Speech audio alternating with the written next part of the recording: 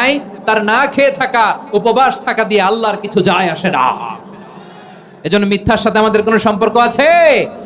মিথ্যা বলবো না। 4 নাম্বার, অপচয় করব না। ইন্নাল মুবাযযিরিনা কানু ইখওয়ানাশ শায়াতিন ওয়া কানা শাইতানু লিরাব্বিহি কাফুরা।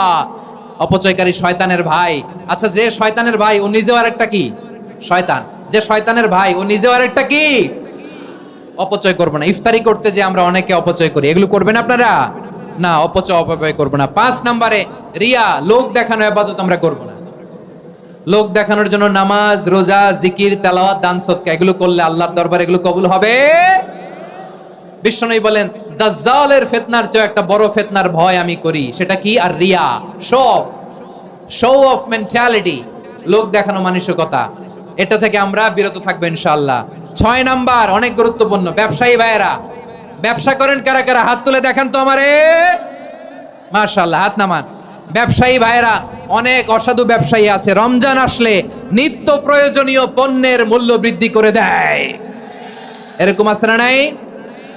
এগুলো করবেন না। মজুদদারি করবেন না। পণ্যের কৃত্রিম সংকট বাজারে করবেন না। আপনি লাখ টাকা কামায়া ভাবছেন যে রোজাদারদের কষ্ট দিয়ে ধনী হবেন।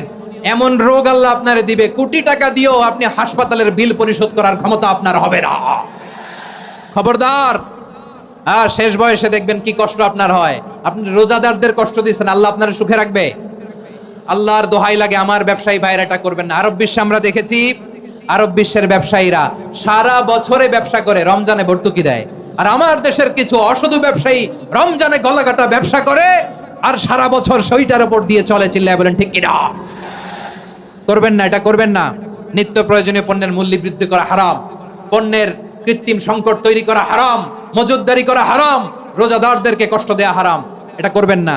7 নম্বরে সর্বশেষ কথা, অধীনস্থ যারা আছে তাদের কাজের চাপ আপনারা কমিয়ে দিবেন। কাজের লোক, ফ্যাক্টরির ওয়ার্কার, স্টাফ, তাদের প্রতি যদি রহম করেন, আপনার উপর রহম করবে কে? এই পবিত্র রমাদানের 7টা করণীয়, 7টা বর্জনীয় মনে রাখা যাবে তো ইনশাআল্লাহ? আল্লাহ এই রমজানকে তুমি বরকতময় করো। হাত তোলেন। আল্লাহুম্মা বাল্লিগনা রমাদান।